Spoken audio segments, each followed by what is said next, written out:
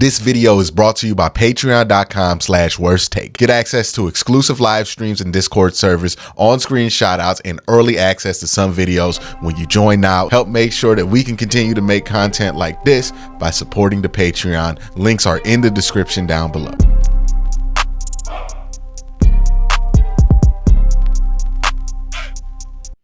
We've talked about benching Watson. We've talked about if the Browns will bench Watson. We've talked about why the Browns should bench Watson. We've also talked about what the Browns would do if they did bench Watson, which is play Jameis, and what the future could look like if you play Jameis as the backup. But the longer and longer this decision takes, the more and more I ask myself this question.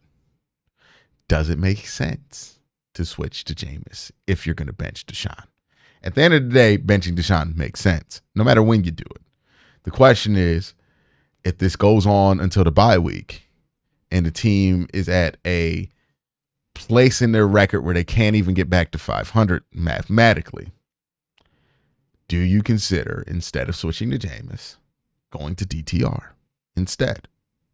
It's a bit of a out of left field question, but I think some people are at least pondering this thought on their mind, or at least they're going to have this question on their mind in a couple weeks when it becomes more and more evident that the Browns are likely to bench Deshaun Watson sooner than later, because I just think that there's no way that the Browns can ignore what is going on for a whole season. Maybe I'm wrong on that, but I just don't think that's the case. So should the Browns play Jameis or DTR? I'll give you arguments for both of them and let you decide in the comment section below, because I honestly don't know where I sit with this. I don't have a definitive answer for this video or definitive take. I'm just laying out what I've been thinking about in my mind and letting you guys give your 2 cents on it. So Jameis, why would you want Jameis to start? I think it's obvious, right?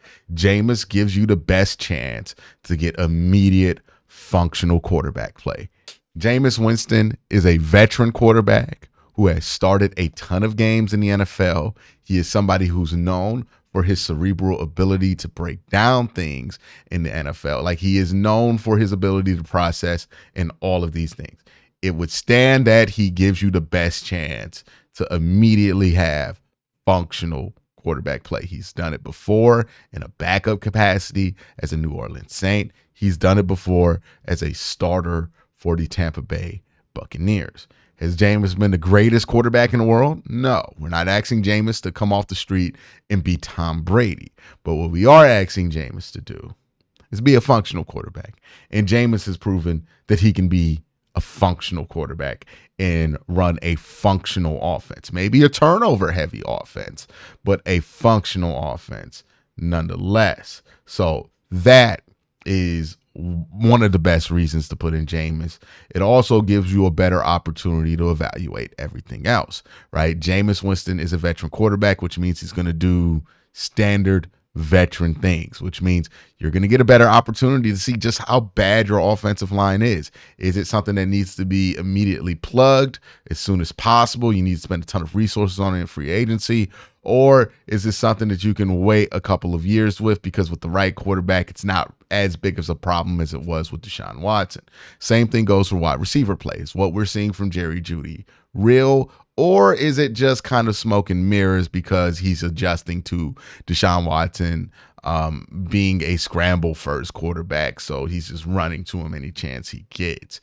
You get a chance to kind of evaluate the offense. You get a chance to evaluate fairly Ken Dorsey. You get a chance to evaluate this process that you guys have going on between Ken Dorsey and Kevin Stefanski. You get a better chance to evaluate the offensive line, the run game, all of these things. You get a better opportunity to evaluate because Jameis is a veteran quarterback who knows how to run a functional offense. He's also Jameis Winston, which means if you need a spark, if the vibes are low in the locker room, if nobody's excited to play, putting in Jameis certainly gets people excited. Like, this just is what it is. Jameis plays an exciting style of football because he'll throw that ball to anybody and he'll say anything to anybody. And I do think that there's a level of excitement there. And if you have a locker room that needs a spark, and I know it sounds silly, but yeah, if you have a locker room that needs a spark, putting in Jameis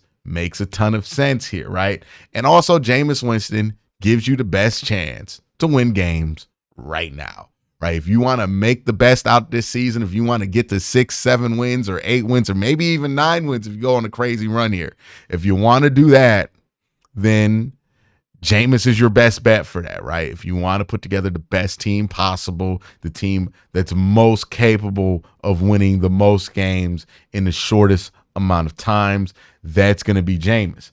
The downside to playing Jameis is just 2 things. One, at best, Jameis Winston is a short-term, low-ceiling option similar to Geno Smith.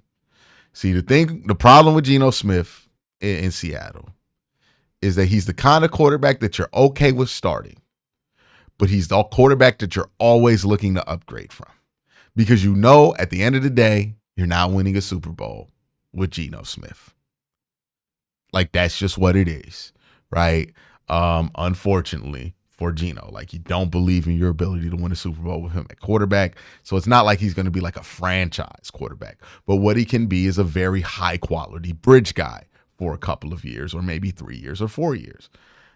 That's the ceiling on Jameis Winston. We kind of know that Jameis has these flaws that kind of stop him from being a Super Bowl quality quarterback. He's just too inconsistent. He's too turnover prone to ever be that level of guy. If he were, they would have given him the opportunity. It would have happened by now for Jameis. He's a former number 1 overall pick.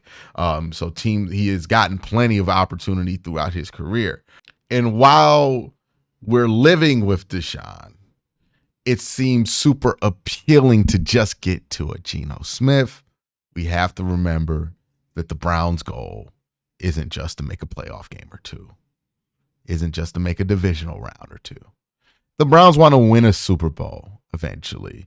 And Jameis Winston as a bridge quarterback doesn't help you get there as much as maybe another option could.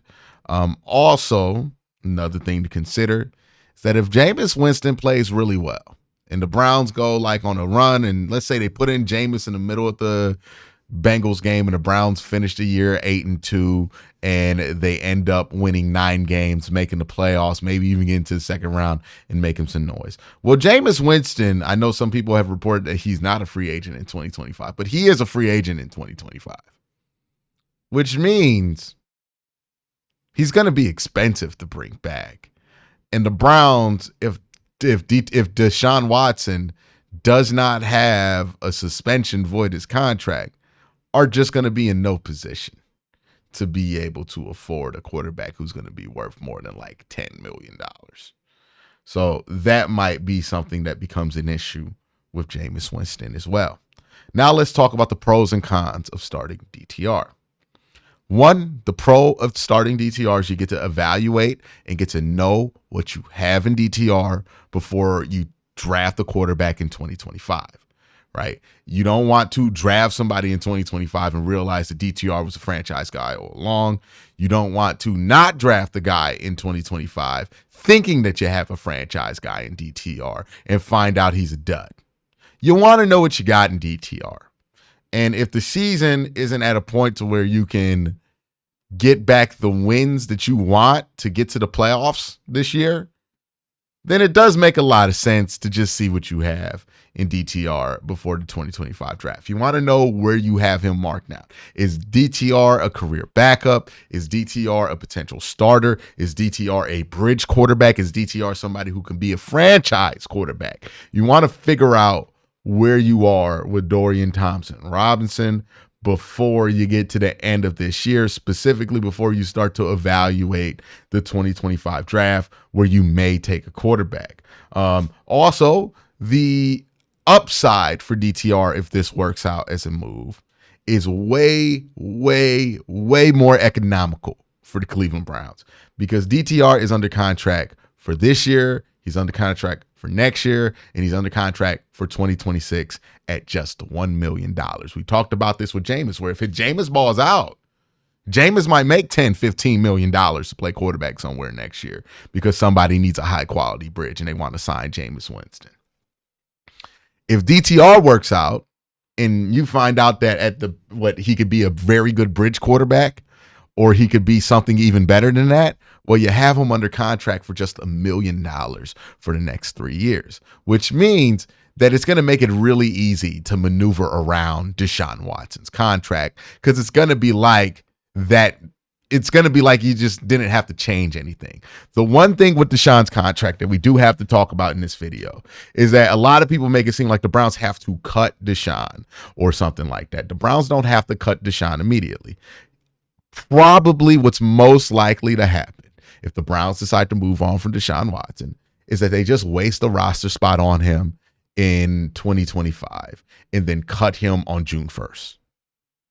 That's what they're going to do. They're going to restructure. They're going to cut him on June 1st, move some of that money down the line, and call it a day with Deshaun Watson. It'll be awkward, but it's probably going to be how it goes. I think everybody here kind of realizes that Deshaun's career ends in Cleveland. Like, once the Browns bench him, I doubt anybody else is going to come knocking for Deshaun. If somebody wants to trade for him and work out that contract money for Deshaun, then let him do it. But if you want to get him for the cheap, you're probably just going to have to wait till 2026. And by the time Deshaun will be 31, so don't know who's going to want him. So there is that here with Deshaun Watson. The reason that matters when we're talking about DTR is if you're only paying your starting quarterback $1 million and you got $30-40 million of dead weight there. Well, it kind of just doesn't matter, because what you would have done if Watson had worked out is the same thing you would do with DTR playing if Watson doesn't work out, because your starter's just making such little money. I mean, it's the same guy who's backing up Deshaun right now. So that would be very, very economical for the Cleveland Browns. And it's also a long-term solution that gives you a ton of flexibility. If DTR plays well and DTR can be a bridge, we're talking about a guy who can be your bridge quarterback for cheap until the end of the 2026 season. So that means you don't have to worry about getting a bridge if you don't like the 2025 draft class in terms of quarterback, but you love the 2026 draft class of quarterbacks. You don't have to rush into it. You can wait that year, play DTR for a couple of years, really see what you got in him, see if he's a franchise guy or not. And if he's not, and you get into the 26th draft, well, now you have somebody who can play for a little while before you play that rookie, and then eventually turn the season, you turn to the rookie. So tons of flexibility in how you can handle this and how you can flip into the next thing. And also you would be able to be more competitive longer if DTR is the guy who could play at a bridge level, or maybe even better than that, because again, he's making such little money that you'll just be able to do the same things you've been doing to maneuver around Deshaun's money, to kind of live with DTR and kind of put things around him. It would be very easy for the Browns to, if it worked out to where DTR could be the backup. And if that's the case, not the backup, to be the bridge guy. And if that's the case, you kind of want to see what he can do sooner than later, because if he can be a bridge quarterback, that gives you a lot of options, and you don't want to wait till after the 25 draft to figure that out. The downsides to doing this is that you could risk frustrating a locker room that's already pretty frustrated with the quarterback situation. I think that's definitely something to consider. I think another thing to consider here with DTR is that, are you going to ruin a young prospect by putting them out there with a offensive line that's not perfect, with wide receivers that are a little bit down from what this team had? Like, you're not going to send DTR out there with the best example of the Cleveland Browns offense. And is that something to where you can ruin it? You really got to make an evaluation on how you feel about DTR's upside before you worry about ruining him. But it's something to consider. But that's my thoughts. That's what's running through my head about this potential dilemma between if the Browns should play Jameis or DTR if they do move off Watson at some point this year. Let me know what you think in the comment section down below. You have a great day. Have an even better night. Peace.